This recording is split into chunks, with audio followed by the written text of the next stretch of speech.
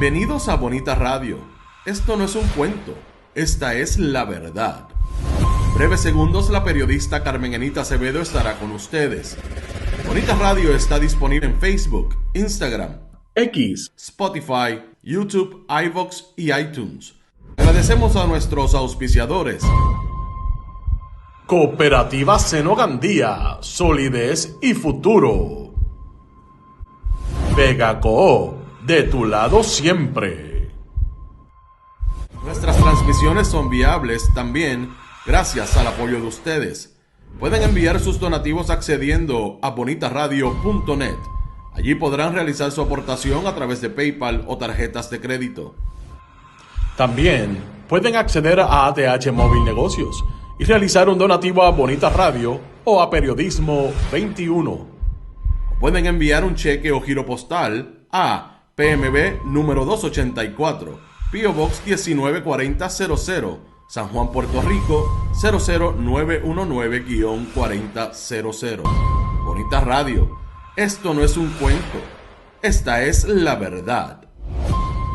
Con ustedes, la periodista Carmen Enita Acevedo, en directo desde el estudio Roberto el Indio Acevedo. Saludos y buenas tardes, soy Carmen Enita Acevedo y estamos en Bonita Radio, en Que Palo es Noticia, a esta hora de la tarde, a las 5:04 del 23 de septiembre del 2025, día en que además del Grito de Lares se conmemoran, o por lo menos recordamos, 18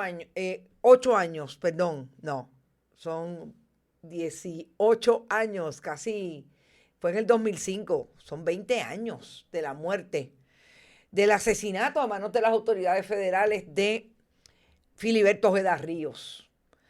Y esta mañana no lo traje porque yo creo que se merece una mención lo que pasó ese día, diferente a partir del trabajo que están haciendo los colegas, la colega Marimari Narváez de Kilómetro Cero, que nos recuerdan lo que es la violencia política.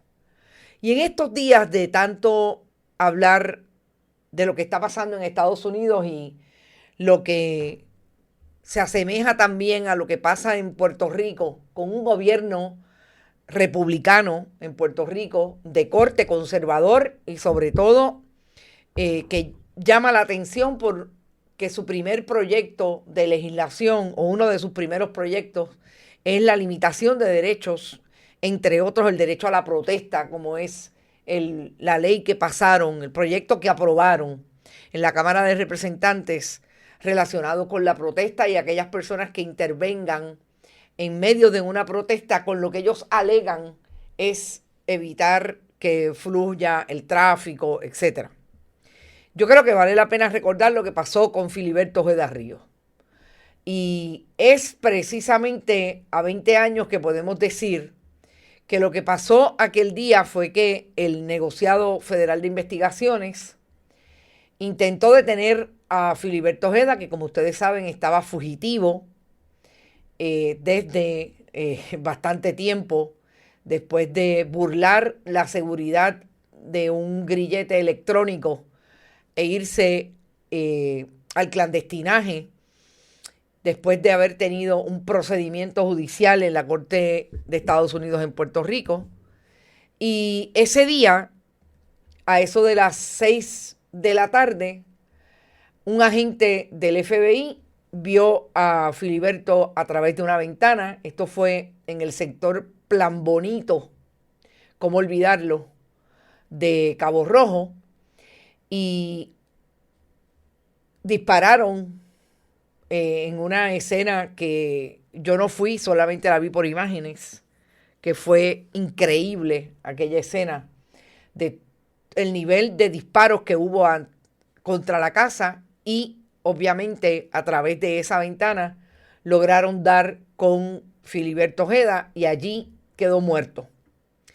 El doctor Francisco Cortés, el patólogo forense que realizó la autopsia, dijo a la oficina del inspector general en aquel momento de Estados Unidos, obviamente, que basado en el tamaño de la herida y presunciones razonables sobre el ritmo cardíaco y presión sanguínea de Ojeda, Ojeda había muerto desangrado. Es decir, que las autoridades federales, después de haber disparado contra Filiberto Ojeda, no lo socorrieron. Y sí, definitivamente recuerdo de aquel operativo. Estamos hablando de administración de Aníbal Acevedo Vilá.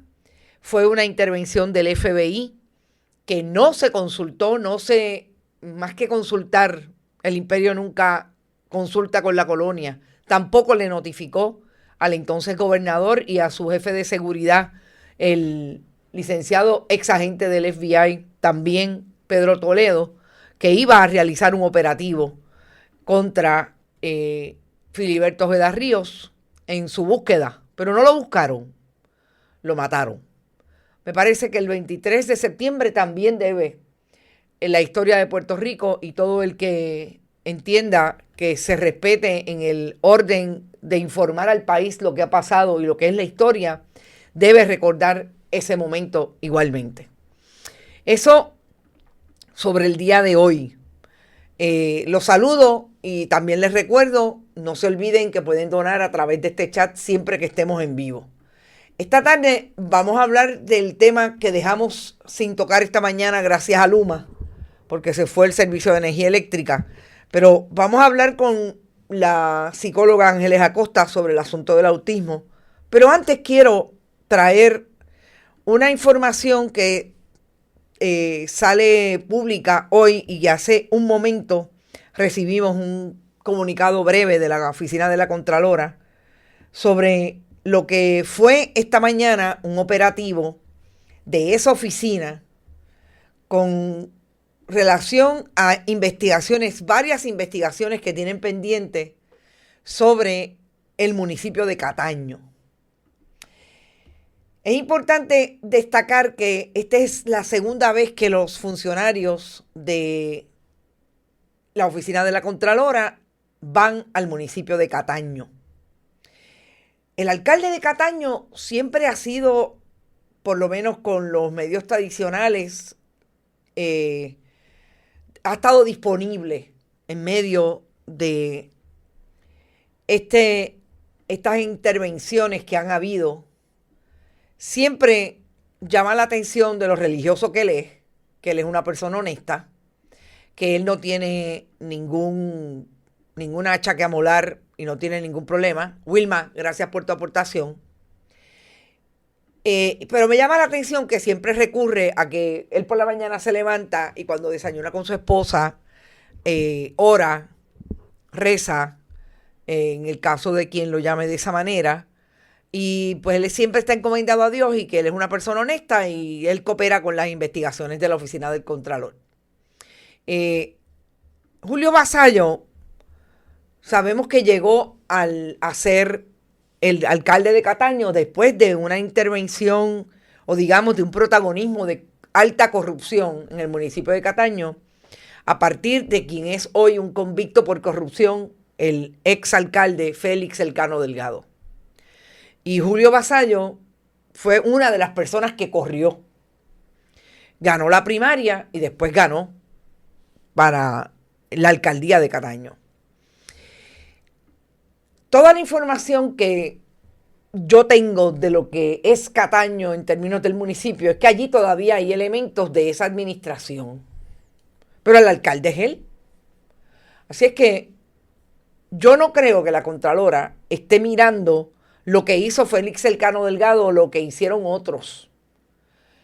Porque esta vez le llevaron incluso la computadora a una de sus ayudantes.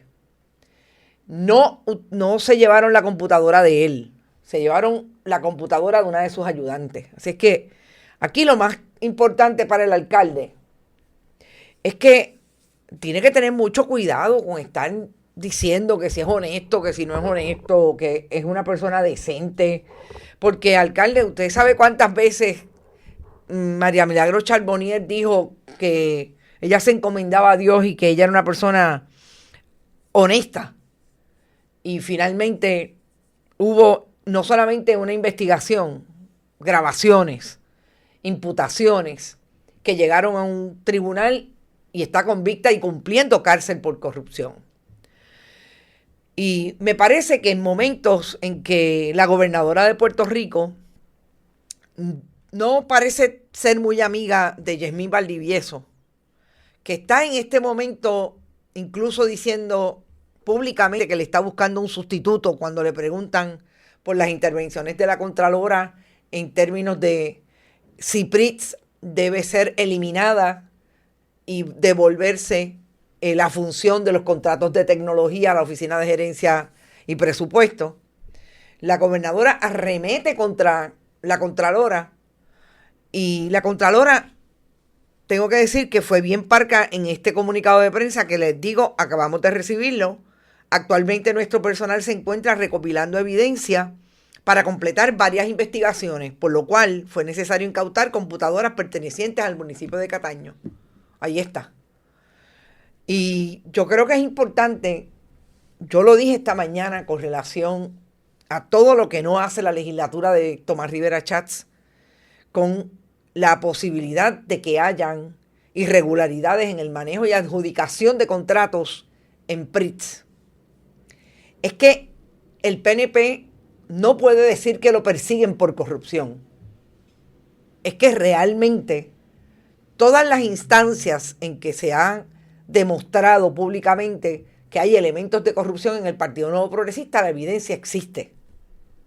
Y este es el momento en que no hay un contralor designado, una contralora designada. Parece que la gobernadora tiene serios problemas en encontrar a esa persona. Que el Departamento de Justicia hoy anuncia que acusó a un empleado por falsificación y apropiación de fondos públicos relacionados al WIC. Un empleado. Lo menos que no ha pasado en el Departamento de Justicia es que encuentren causa para investigar al secretario del Departamento de Recursos Naturales con relación a la orden de la Parguera. A él y a los elementos en el departamento, uno de los cuales está siendo nominado o fue nominado por la gobernadora para ser juez.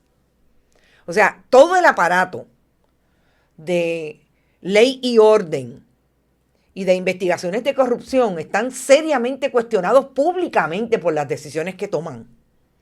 Nosotros le hicimos una petición a la Oficina de Ética Gubernamental en 2 casos. Le dimos obviamente lo que la ley de transparencia establece, que son 10 días. Nos contestaron que están buscando la información, que necesitaban 10 días más. Y son casos de corrupción y no nos quieren dar la información. O sea, esta es la realidad de la corrupción todos los días. Y el gobierno de turno es del Partido Nuevo Progresista. Por eso el titular de la historia de esta mañana es que Tomás Rivera Schatz no quiere investigar lo que está pasando en PRITS porque teme que le puedan gritar el Partido Nuevo Progresista. La corrupción tiene nombre y apellido y se llama Partido Nuevo Progresista. Eso es todo. Y en medio de todo eso, ¿qué hace la gobernadora de Puerto Rico? Pues, en una conferencia de prensa donde estaba anunciando para tratar de contrarrestar el impacto económico que es inevitable que lo acepte, que tuvo la residencia de Bad Bunny en sobre $700 millones. La gobernadora dice que celebrar Miss Universe en Puerto Rico le va a traer bonanza al gobierno de Puerto Rico. Y encima una conferencia de prensa donde quien menos preguntó, invitada por la Fortaleza, cargándole las maletas al gobierno de Jennifer González, fue Mili Canjiano. Me dio vergüenza ajena la pregunta de Mili Canjiano. Cargándole las maletas a la gobernadora. Si ustedes me ven a mí a los 70 años, en ese papelón con un gobernante, se llame como se llame, por favor, ustedes dicen, Carmen Enit, es hora de poner pies en polvorosa. Por favor, no dejen que yo haga esos papelones. Yo no creo que voy a llegar ahí, pero por favor. Así que me parece que lejos de no contestarse o no contestar las preguntas que el periodismo independiente tiene, Tomás Rivera Chats tiene un problema, que es que la evidencia todos los días, aunque él diga por la mañana que él es el más puro y casto, o se lo diga a los cargamaletas de los medios tradicionales donde él va exclusivamente, que no necesariamente son periodistas, de hecho no son periodistas donde único él va, con relación a la corrupción, lo mata la evidencia, lo mata las acciones de todos los días. Vamos a llamar a la psicóloga Ángeles Acosta, porque lo que yo quiero tocar con la psicóloga es su experiencia después que ayer una conferencia de prensa de el secretario del Departamento de Salud de Estados Unidos, Robert Kennedy Jr., y el presidente de Estados Unidos, Donald Trump, hicieran una conferencia para establecer lo que ya habían dejado caer, que era que esta administración iba a manejar el tema del autismo. Para mí la sorpresa fue que dijeran que el acetaminofén causa autismo, pero lo otro, que es aparentemente una alegada cura que tienen, que ellos han descubierto con relación al autismo, pues ya lo habían dejado caer porque el presidente había dicho que era algo que con lo que iban a trabajar y que aparentemente estaban como listos. Pues ayer dijeron esto. La psicóloga trabaja precisamente con esa población y con sus familiares. Y yo quisiera que habláramos de lo que es una realidad en Puerto Rico, y anteriormente nosotros habíamos hablado con ella sobre ese tema, y es los niveles de prevalencia y de aumento de personas en el espectro de autismo que tiene Puerto Rico y cómo esas noticias caen. A mí me parece que lo más importante, los medios bona fides en Estados Unidos han reseñado esta noticia de esta conferencia de prensa, incluso el New York Times, diciendo que la información que trajeron Kennedy y el presidente y otros, porque allí estaban representantes de la FDA, allí estaban representantes de las autoridades federales que manejan todo el nivel de investigación con relación a medicamentos, etcétera. Pues han planteado los medios que nada de lo que dijeron presentaron evidencia contundente para establecer las premisas que trajeron. Y yo creo que es súper importante que hablemos con una persona que ha estado relacionada a ese mundo para poder entender un poco más de qué va una información como esta. Buenas tardes, Ángeles Acosta, bienvenida a Bonita Radio una vez más. Gracias, buenas tardes a ti y a todos los radioescuchas. Pues realmente la primera pregunta es a usted como persona que ha estado expuesta al tema de ese mundo complejo que es el espectro de autismo en Puerto Rico. ¿Cómo le cayó la conferencia de prensa que trajera ayer el presidente de Estados Unidos con el secretario de Salud? Bueno, yo pienso que realmente es una situación desacertada, poco fundamentada en la ciencia.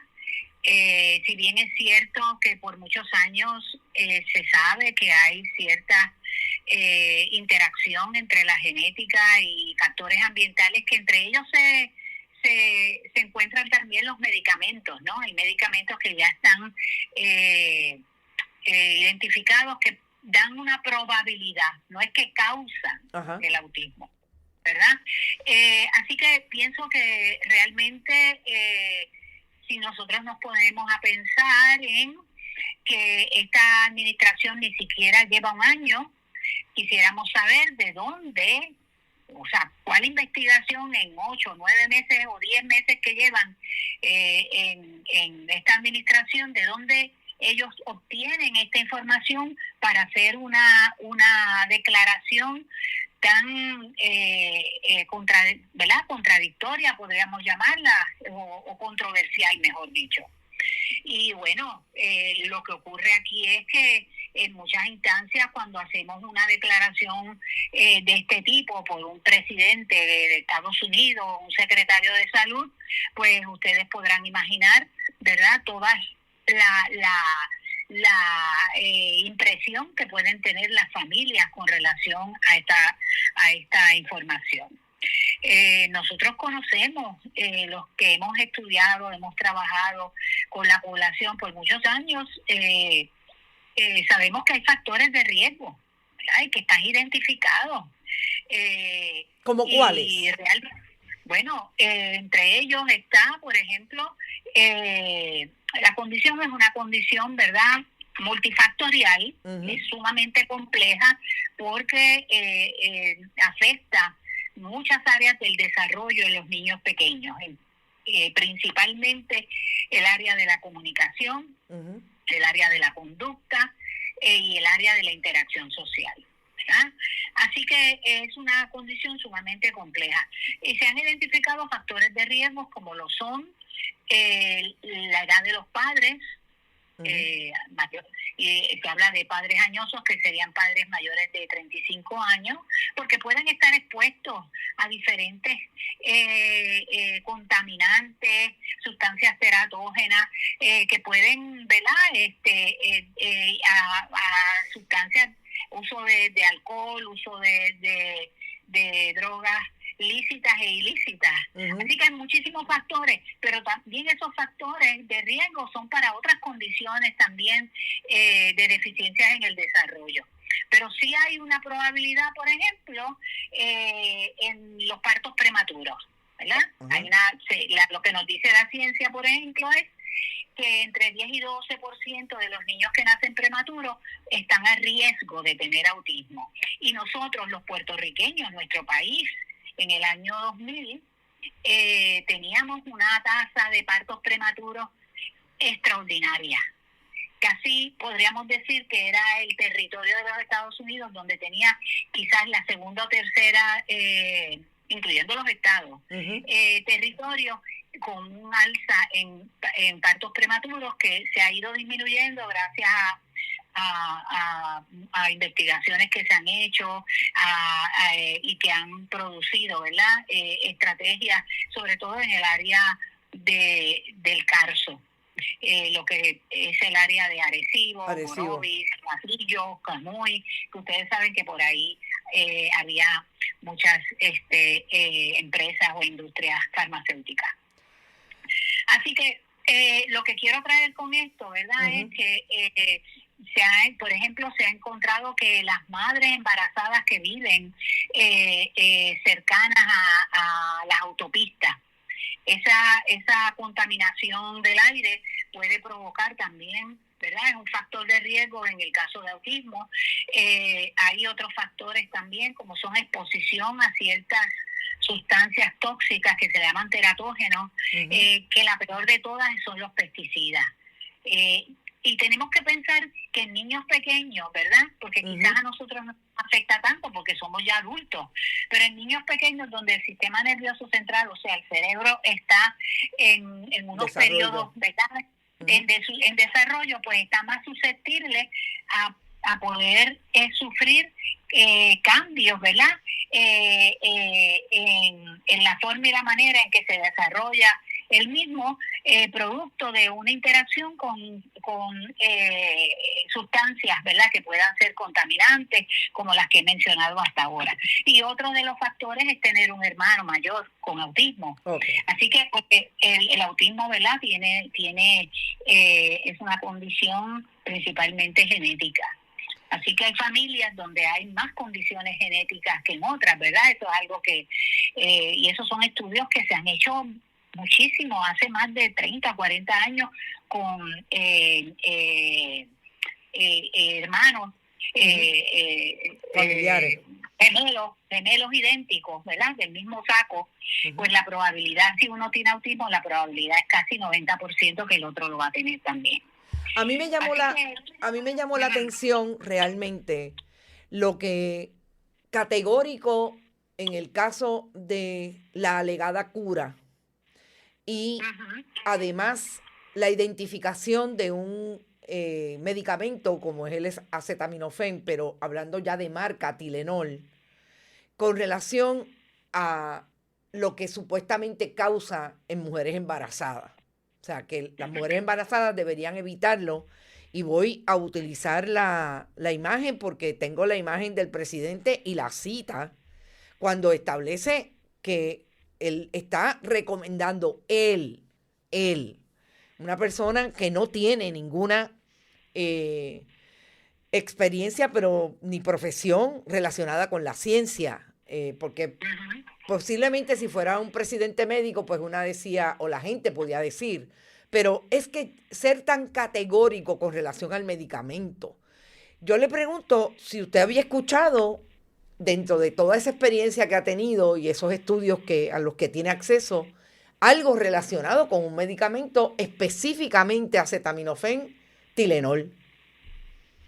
Bueno, obviamente hay estudios que se han hecho sobre el uso, ¿verdad?, en mujeres embarazadas de este medicamento y la relación con la posibilidad de autismo, ¿verdad? Pero no hay una relación causal. O sea, no quiere decir que usted tome el acetaminofén va a producir necesariamente el autismo.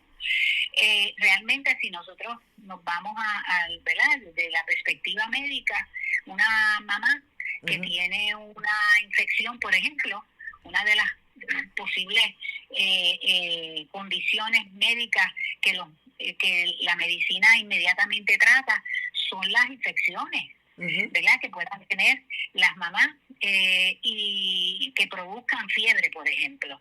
Y eso sí es un riesgo enorme, ¿verdad?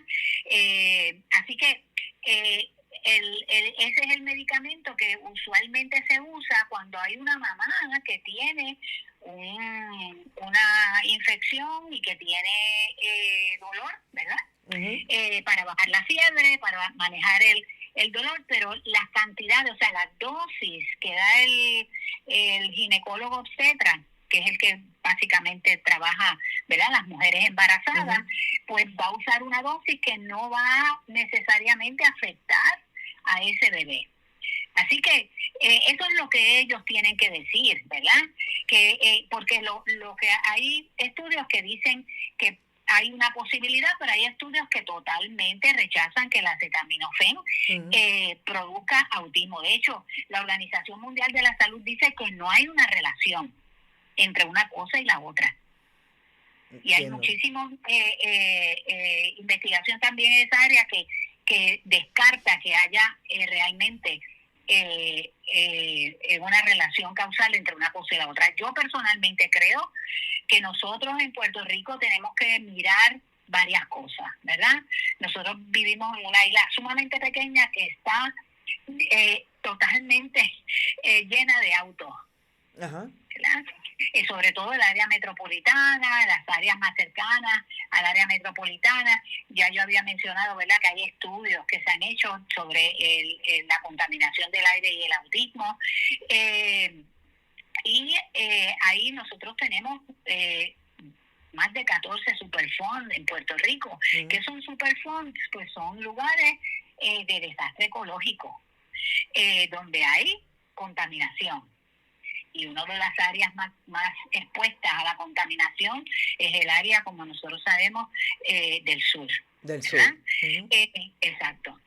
Así que nosotros tenemos, yo creo que esta discusión, ¿verdad?, por lo menos la parte que yo le puedo ver positiva, es que realmente tenemos que reconocer, el gobierno tiene que reconocer que el autismo es un problema de salud pública en este momento, a base de la prevalencia de la condición. O sea, nosotros tenemos una prevalencia que es terrible, o sea, 1 en 36 es real, que quiere decir que cada 36 niños que nacen, por lo menos uno va a nacer probablemente con autismo. Pues debería espantarnos, y eso no es solo lo que ocurre, ¿verdad?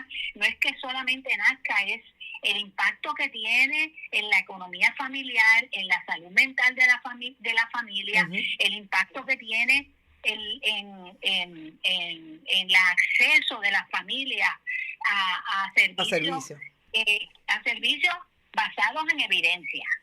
Que esa es otra de las situaciones complejas que nosotros vemos todos los días en los tribunales, ¿verdad? Y vemos en las vistas administrativas.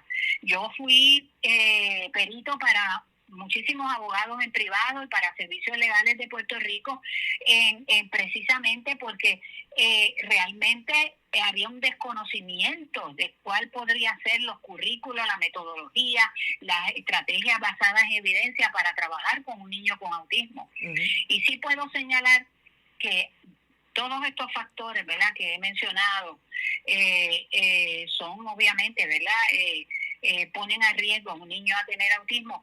Aquí no existe una política de prevención, empezando por ahí. Si nosotros conocemos los factores de riesgo, podríamos empezar a trabajar un programa de prevención.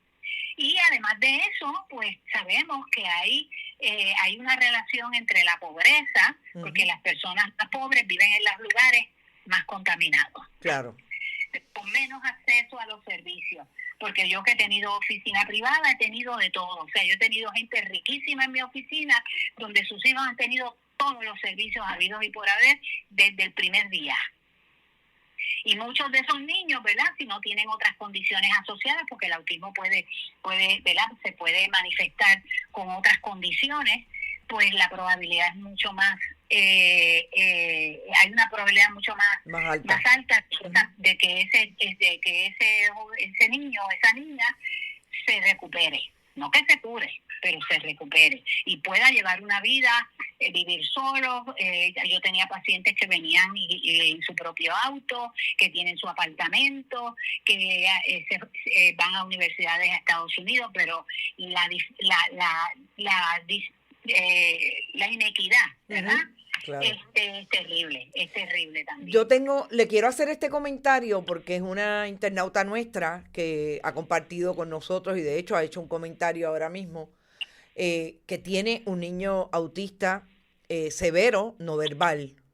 Y ella dice algo que me gustaría que usted comentara. Yo no exijo una cura, yo exijo servicio. Precisamente lo que estamos hablando, el niño y niña el Estado se supone que asuma una responsabilidad con relación a su población. Y estamos hablando de un país que, como usted bien ha dicho, no tiene ni siquiera una política pública de prevención con relación a estos casos y cada vez más van más en aumento.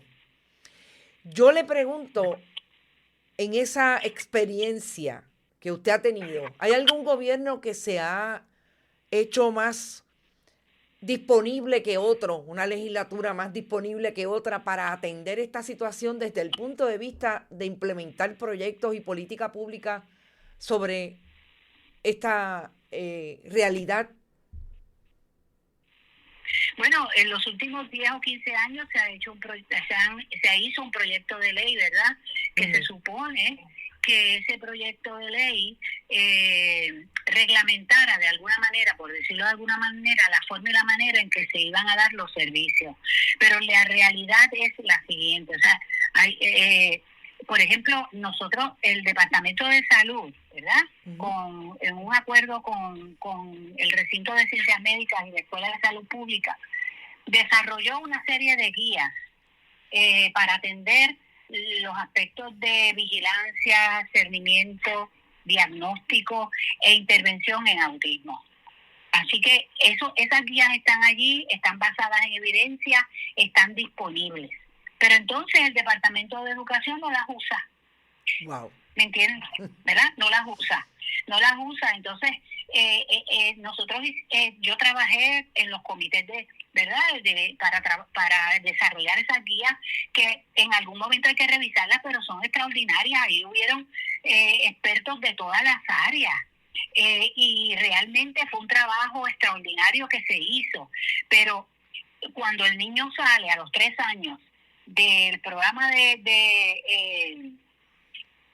de Avanzando Juntos, que es el programa de intervención temprana, y entra en el sistema de educación, digo, esto no quiere decir que el Departamento de Salud no sea responsable luego de que sale, porque el Departamento de Salud y esa ley ordena al Departamento de Salud a que se le dé una cubierta especial para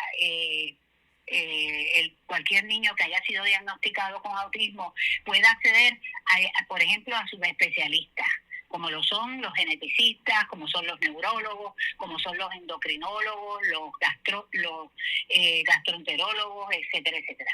Pero en realidad este niño pasa 6 horas en la escuela, ¿verdad? Y realmente nosotros tenemos un problema ahora mismo, o sea, muchas de las escuelas no tienen suficientes maestros. Yo creo que el país necesita maestros de educación especial, necesita la Universidad de Puerto Rico fondos para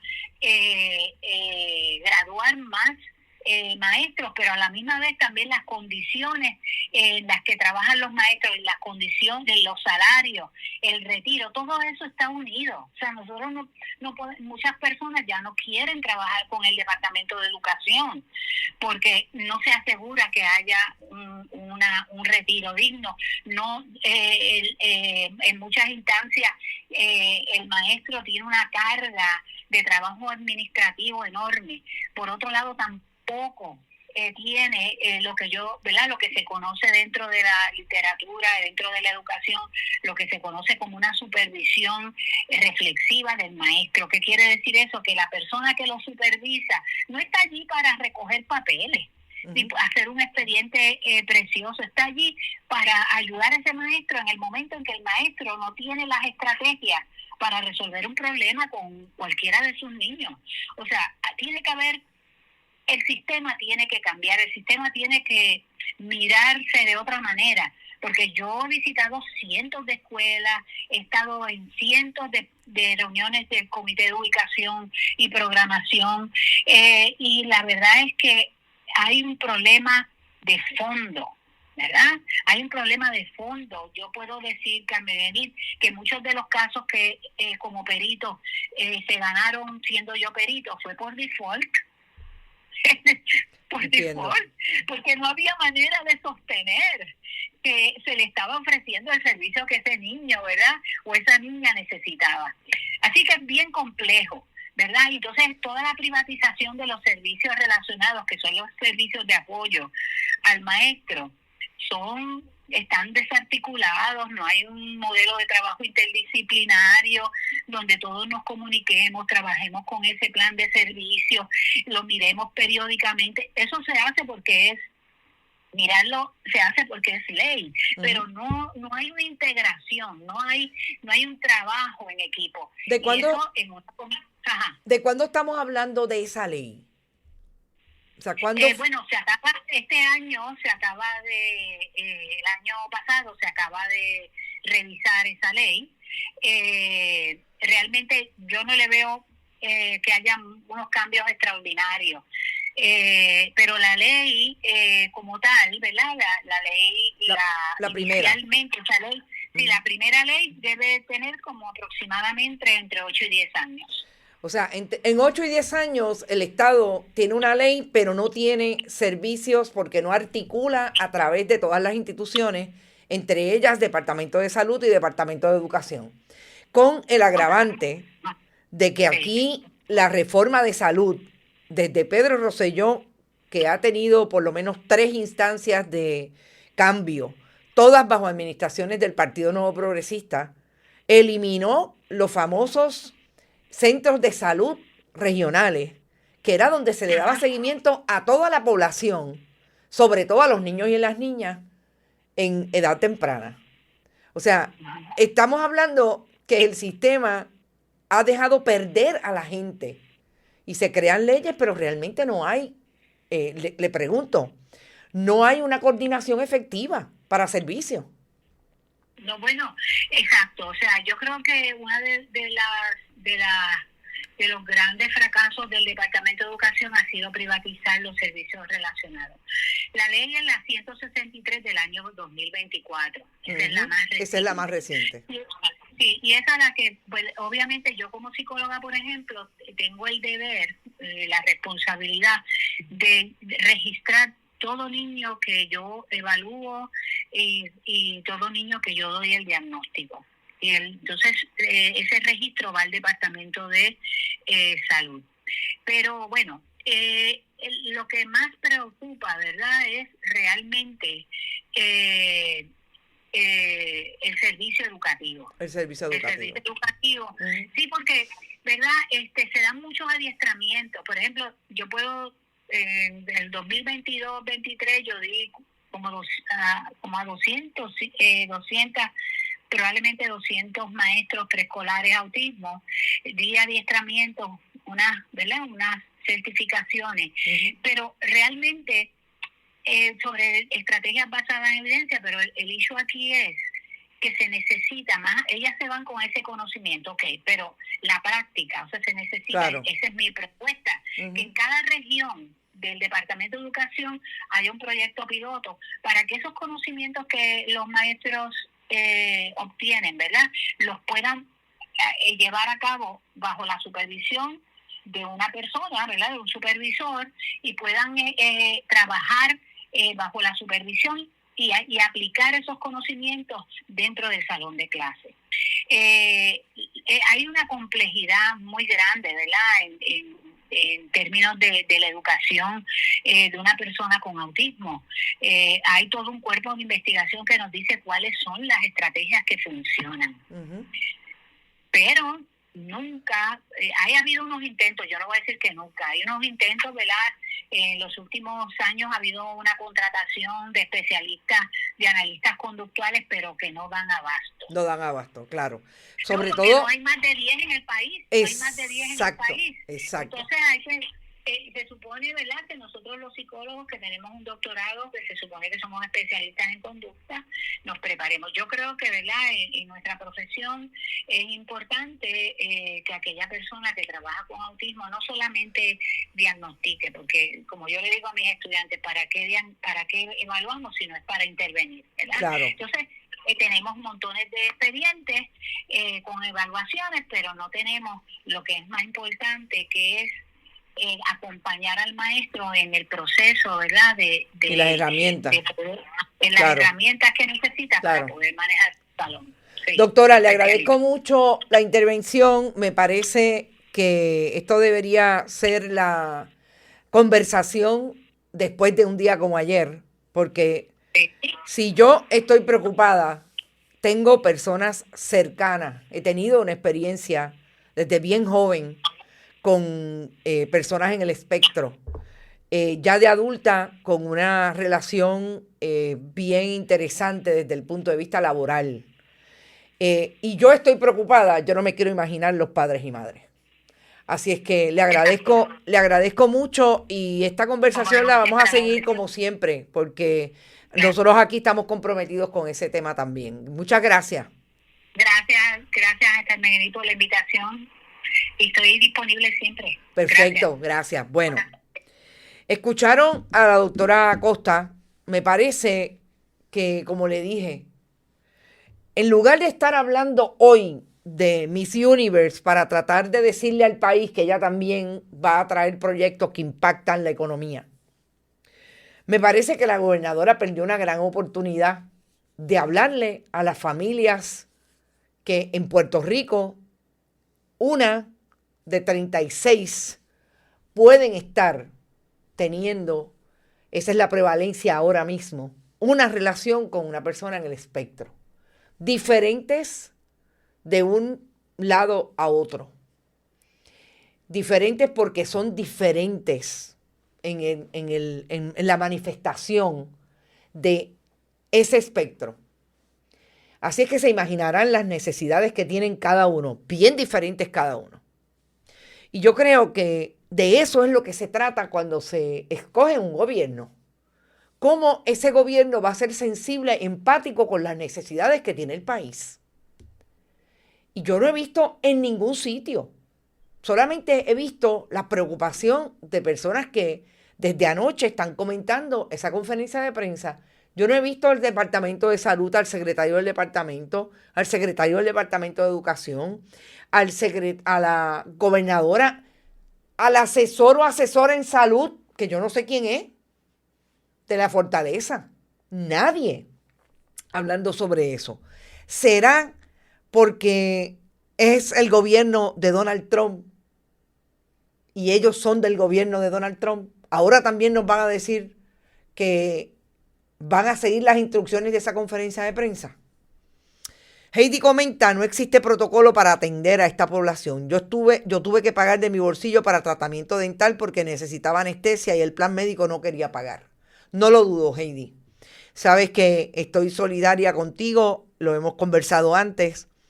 Yo reconozco que los medios de comunicación deberían hacer mucho más de lo que hacen con este tema. Nosotros siempre lo hemos querido tratar, siempre lo hemos traído.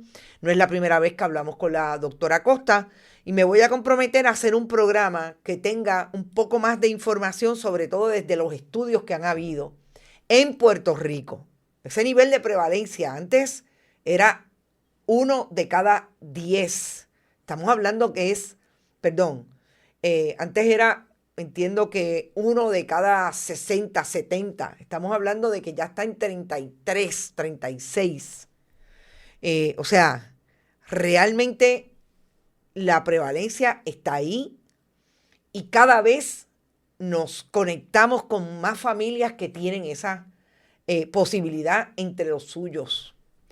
Así es que vamos a hacerlo, definitivamente. Vamos a tratar de hablar más adelante, hacer una entrevista en profundidad con la doctora y otros recursos que sé que están disponibles.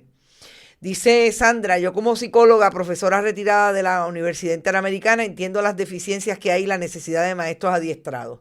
Totalmente de acuerdo. Los casos han aumentado a nivel mundial, cierto, a nivel mundial.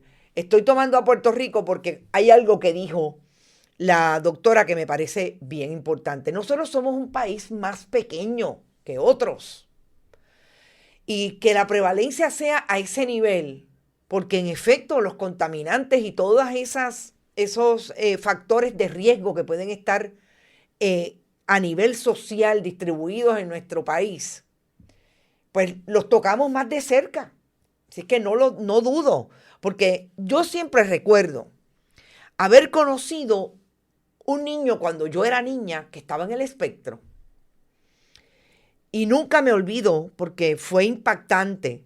La relación era el vecino de una tía mía y había una relación bien cercana entre las familias. Cuando obviamente voy creciendo, me doy cuenta del aumento. Conozco ya más personas. Y yo creo que eso nos debe pasar a todos. Obviamente yo tengo 61 años, no me imagino las personas 80, 85, 90 años que pueden haber tenido mucha menos relación de la que yo tuve con una persona. Así es que me parece que es súper importante traer el tema y ayer definitivamente no podía creer lo que dijo. Mañana vamos a llamar la atención de lo que dijo hoy el presidente Trump en la sesión de las Naciones Unidas, que es increíble el nivel de vergüenza pública que debe tener ese país con un presidente que hable como Donald Trump. Dice Nereida que el secretario ayer dio mucha vergüenza. No sé dónde estaba, ya me contarás. Hay mucho más personas porque el espectro del autismo es amplio, claro. Hay también un elemento interesante que según estaba leyendo esta mañana, es que ahora hay mucha más identificación porque obviamente los estudios y las propuestas de investigación han ampliado ese espectro y se puede identificar quién está dónde. Así es que definitivamente eso también es un avance de la ciencia, que se haya podido identificar. Y me parece también importante lo que ella resalta en la conversación, y es que el elemento educativo es el más importante aparentemente en este momento. Porque definitivamente ahí está el desarrollo de la persona. En la medida en que usted tiene servicios, puede desarrollarlo. Hoy Trump en la ONU pareció un chiste, así mismo. Bueno, nos fuimos. Gracias por estar. Recuerden, siempre pueden donar a través de el chat cuando estemos en vivo, bonitasradio.net, fundacionperiodismo21.com, con PayPal y tarjetas de crédito, y también pueden hacerlo Bonitas Radio y Periodismo 21 en ATH Móvil. Gracias a los que lo hicieron hoy por aquí y los que lo han hecho también a través de PayPal y ATH Móvil. Nos vemos mañana. Mañana es otro día de Noticias con Café, tempranito. Recuerden, compartan los contenidos, comenten cada vez que puedan, envíenle a todo el mundo ese mensaje de que se suscriban a YouTube por este canal, que le den a la campanita y ahí todo el mundo se entera de cuando estamos en vivo. Nos vemos mañana a las 8. Que descansen y buen provecho. Este programa fue traído a ustedes por Cooperativa Seno Gandía, solidez y futuro. Vega Coop, de tu lado siempre. No olvide que puedes realizar sus donaciones a través de ATH Móvil Negocios, a Bonita Radio o a Periodismo 21. O puede acceder a nuestra página de internet bonitasradio.net y donar a través de PayPal o tarjetas de crédito. También puede enviar cheques o giros postales a nombre de la Fundación Periodismo Siglo XXI, PMB 284, P.O. Box 194000, San Juan, Puerto Rico 00919-4000. Bonita Radio, esto no es un cuento, esta es la verdad.